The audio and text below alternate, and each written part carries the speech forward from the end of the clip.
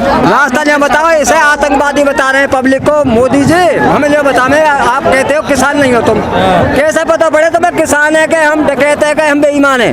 तुम बताओ, तुम्हें दिख लेना है किसान है जो ये मोदी सरकार ये भड़काऊ भाषण बताते हैं ना, ये पब्लिक भड़का भड़का के भेज दे। अभी मीडिया वाले बता रहे थे, लोग कह रहे थे भड़का भड़का के भेज रखे। कौन ने भेजे भड़का के? हम जान लेना है 1 साल हो गए, मील का पैसा आज तक नहीं मिला हुआ पेमेंट करने का। कहाँ से आए हो आप? बिलेंसर से आए हम, जिला बिलेंसर से। जिला बिलेंसर यहीं रहा है। हमारी तो आरसी कटे पत्ती नहीं फूकन देते नुगे प्रदूषण होगा, पत्ती से नुगे प्रदूषण होगा। चलो शुरू से बच्चों का प्रदूषण नहीं हो रहा, और पत्ती से प्रदूषण हो। पत्ती कहाँ ले जा बताओ, कहाँ ले जा? ऐसी चीज नहीं हुआ, गठरी बांध दे उसकी, और पीसा देता ही नहीं, पर्ची कोई देता ही नहीं, गंडा कोई देता ही नहीं। केस हो रहे हैं ना, क्यों हो रहा है केस? हाँ, क्या कर रहे केस? कौन बात कहना चाह रहा हूँ भैया, अगर ये लोग जैसा कि अफवाह उड़ रही है, एक मिनट, जैसे अफवाह उड़ रही है कि ये लोग किसान नहीं है, कोई ने खालिस्तानी बता रहा है, कोई आतंकवादी बता रहा है। मैं बेशरम सरकार से एक बात पूछना चाह रहा हूँ, अगर ये किसान नहीं है तो वो किसान थे जो हेलीकॉप्टर से उतर के चुनाव के टाइम में फसल काट रहे, दराते लेकर पहुंच गई थी, उसे कभी बाप दादा ने दराते पकड़ी है? 2022 में बताएंगे हम, मानने की बात कर रहा हूँ मैं। यूपी सरकार को बताना 2022 में। या अडानी किसान है इनका, जिसको बिना MSP के उसको फसल देने की बात करी जा रही है।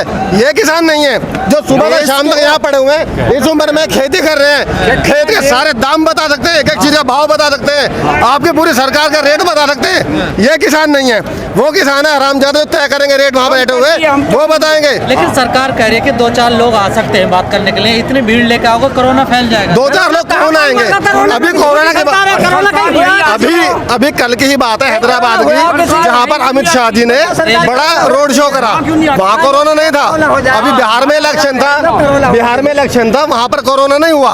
मतलब जहाँ बीजेपी के प्रोग्राम होंगे, जहाँ बीजेपी के अपने कार्यक्रम होंगे, वहाँ कोरोना नहीं है। जहाँ किसान अपना हक मांग रहा है, जहाँ इंसान अपना हक मांग रहा है, वहाँ कोरोना भी है, दूसरी बीमारियां भी है। डूबकर मर जाना चाहिए सरकार को, बेशरम और नी सरकार है। अरे नहीं चाहिए भैया हमें तुम्हारे कानून, हमारे फायदे का नहीं है, किसानों का फायदा का नहीं है। प्रधानमंत्री को थोड़ी शर्म आनी चाहिए। लेकिन सरकार तो कह रही है हम अच्छे काम कर रहे हैं, तभी तो हमें जनता जिता रही है। अच्छा एक बात बताइए, सरकार हमारे लिए अच्छा काम कर रही है, किसानों के लिए अच्छा काम कर रही है, हमें अच्छा नहीं लग रहा, हमारा घर लुट रहा है, घर बर्बाद हो रहा है, क्या अच्छा काम हो गया भाई? ये कोई बताए ना, मैं उसके हिसाब से अच्छा है ना जो बैठा है। कोरोना में सरकार अच्छा काम कर रही है, किसानों के लिए नहीं कर रही है, ये कर रही है उद्योगपतियों के लिए। ईमानदारी से जीत रही सरकार, ईमानदारी से कर जीतते। बिल्कुल नू कहे हम जीत रहे, बेईमान ना करे, नू जीत रहे। पहले से ही फिक्स कर दे, मशीन बांध दे, ऐसी बता दे हमारी इतनी सीट आप होगी। इतने बूढ़े हो, ठंड पड़ रही है, कोरोना फैल रहा है। कोरोना हमारे तो ना फैल रहा, हम ठंड में ही नहीं, जब हम फसल पैदा करते जब कोरोना भाई हमारे तो कोरोना नहीं, किसी आदमी का कोरोना हो जाए यहाँ ठंड हो रही है, मजबूरी है। जितने आदमी है किसी का कोरोना देख ले तू, किसी का नहीं कोरोना तो थारे हो वहीं का हो। कोरोना के नाम पर देश में लूट मचा रखी है।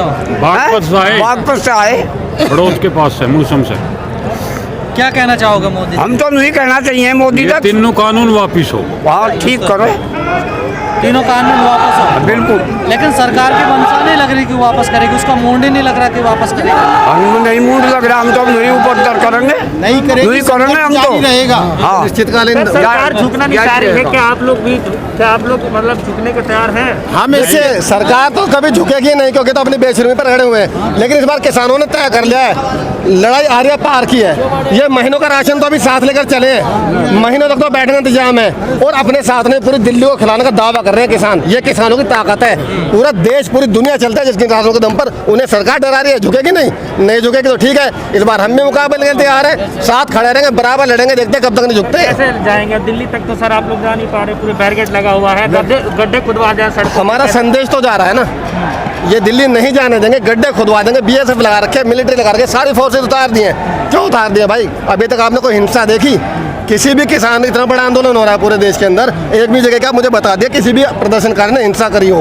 नहीं कर रहे ना, तो किस लिए लगाए हुए हैं वो भैया? कह रहे हैं कि किसान तो खेत में काम कर रहे हैं, तो किसान ही नहीं है जो सड़कों पे आ गए हैं। हाँ, वो खेत में अडानी अंबानी है, मैं मालनी है किसान है ना उनके लिए, ये तो किसान है ही नहीं। मैं तो पहले भी कह चुका हूँ भाई, किसान आ गए तो- नेता की औलाद कर रही है, देश के प्रधानमंत्री को और इनकी नेता की औलाद काम कर रही है, वो हमारे मजदूर काम कर रहे हैं ना। देश के प्रधानमंत्री को शर्म लगनी चाहिए कि आज वो बनारस के अपने संसदीय क्षेत्र में पहुंच गए हैं, वाराणसी में, और यहाँ पे किसान भूखा प्यासा संघर्ष कर रहा है। देश के प्रधानमंत्री को चाहिए इन लोगों की बात सुनना, लेकिन माँ भगवान विश्वनाथ जी की पूजा करेंगे।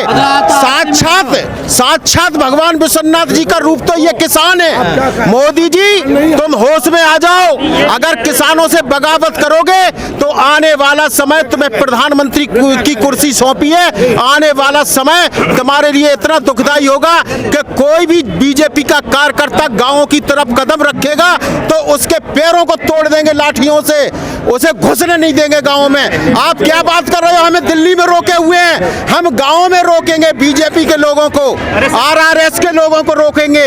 ये कितने दम, इनमें कितना दम है? हमने बहुत दिन से 1992 से मैंने किसान संगठनों में लड़ाई लड़ी है और बहुत बड़ा संघर्ष किया है, तमाम जाम प्रदर्शन भी किए। अभी आपका सवाल था कि हम किसान नहीं है, किसान खेतों में। मैं आपके चैनल के माध्यम से, मेरा नाम संजीव भारद्वाज, सनोब राम गोपाल भारद्वाज, मेरे किसान गन्ने का कोड नंबर है 445। अभी आप फोन पे खोल लो, आपको पता लग जाएगा। मैं सुनो फिर, आप मेरा कचरा नंबर जमीन का 318, गांव रवाना खुर्द, जिला मुजफ्फरनगर। आप खोल लो फोन पर, अभी नेट पर। हम किसान नहीं है, आप सबके खोल लो, वे वही बैठे देख लो संसद भवन में, हम लिस्ट दे रहे हैं आपको यहाँ की। सरकार करे मुट्ठी भर किसान है। कौन सरकार? किसकी सरकार है? कहाँ की सरकार है? क्या सरकार है? ये 500 आदमी हमने चुन के भेजे, ये मालिक बन गए देश के। ये 500 कौन?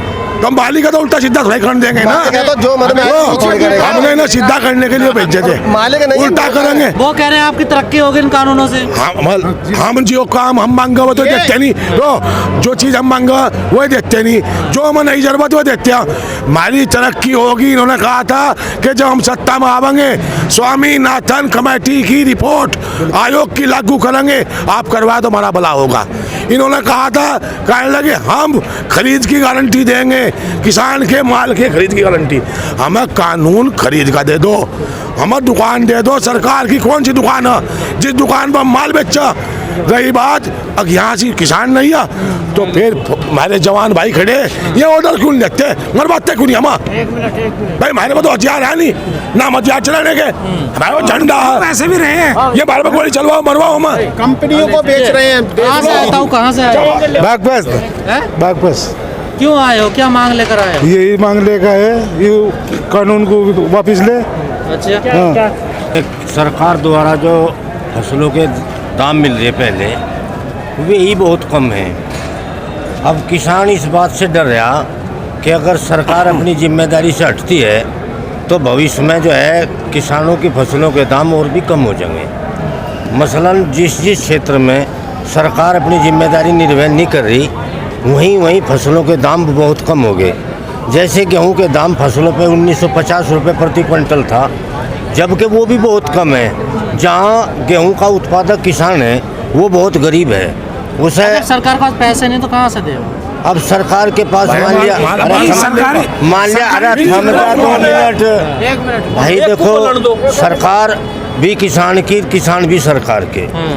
अब ऐसा हो सके कि उन्हें इस चीज़ की अनभिज्ञता हो कि जो वस्तुतः किसान खेती कर रहा और उस किसानी से वो पैसा प्राप्त कर रहा वो बहुत कम है, वो बहुत कम पैसा है।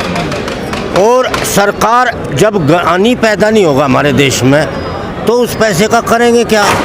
अब किसान जो है धीरे धीरे हतोत्साहित होता जा रहा कृषि से। जिन लोगों के पास दूसरे प्रकार की आय है वे तो भले ही कुछ संपन्न हो, अदरवाइज जो प्रॉपर कृषि पर निर्भर है उनकी जो है माली हालत, आर्थिक स्थिति बहुत खराब होती जा रही है हर एक चीज़ के। लेकिन बताओ, ये बताइए रास्ता क्या निकलेगा? क्योंकि सरकार ऐसा है, हाँ, ऐसा है इसमें रास्ता। भाई मेरा तो यूँ मानना है कि सरकार से ये कोई लड़ाई या उससे आर पार के झंझट हमें नहीं करनी। हम तो ये समझते हैं कि वे लोग इन बातों को समझें और जो कानून उनके द्वारा भ्रमित दिशा में या जानबूझ के जो बनाए गए वे निरर्थक हैं। ले अगर प्रधानमंत्री को चिंता होती तो वो यहाँ आते, आरती में नहीं जाते बनारस। भाई वो देखो ऐसा है, मैं यूँ तो नहीं कह सकता। प्रधानमंत्री के बहुत सारे कार्यक्रम हैं, बहुत सारे उनके काम हैं, कोई ये एक ही काम उनके नहीं। लेकिन जब किसानों की समस्याओं एक बयान तो दे सकते थे ना। जब किसानों की समस्या उनके सामने आएगी तो मैं तो समझता हूँ कि वे इस पर जरूर गौर करेंगे। नहीं, उन्होंने कहा कि तरक्की के कानून है, कल उन्होंने मन की बात में कहा। भाई मैं तो ये मन की बात या टीवी को मैं तो ज़्यादा नहीं देख पाता, लेकिन कोई भी नेता हो वो देश की खिलाफत तो नहीं कर सकता ना, उसकी सोच ऐसी होनी चाहिए। ये जो कानून बने ये भ्रमित करने वाले कानून हैं, क्योंकि जब इसमें कोई फेरबदल ही नहीं तो फिर इन्हें कानून बनाने की जरूरत ही क्या थी। किसान को जो डर है वो इस बात का है कि जब सरकारी नियंत्रण में ही फसलों के दाम इतने कम हैं, अगर इसे निजीकरण में भेज दिया गया तो ये दाम किसानों को कुछ भी नहीं मिलेंगे। और इसका फिलहाल तो नुकसान जो है किसान को, भविष्य में इसका नुकसान राष्ट्र को भी होगा। हमारे देश में तो खाने के लिए अन्न भी नहीं था। प्रधानमंत्री जब पंडित जवाहरलाल नेहरू थे, उनकी मृत्यु के बाद गुलजारी लाल नंदा यहाँ प्रधानमंत्री बने थे, उन्हें अमेरिका से गेहूँ भी नहीं मिला था। यहाँ तो मैक्सिकन वैरायटी आई भारत के अंदर सन 63-64 में, तब जाकर यहाँ खाने को अनाज मिलने लगा और किसान ने उसकी ज़रूरत समझी, अपनी आर्थिक स्थिति के लिए उसने पुरजोर लगाया उत्पादन के लिए। अब जो सरकार उस फसल को नहीं संभाल सकती तो ये तो भविष्य जो है संकट में है। और इस संकट को ध्यान में रखते हुए किसान ने जो है ये आंदोलन शुरू किया कि ये जो 3 विधेयक 3 कानून इन्होंने बनाए ये भ्रमित करने वाले हैं। या तो सरकार द्वारा कोई चाल है, अगर कोई चाल नहीं है तो इसका स्पष्टीकरण करें।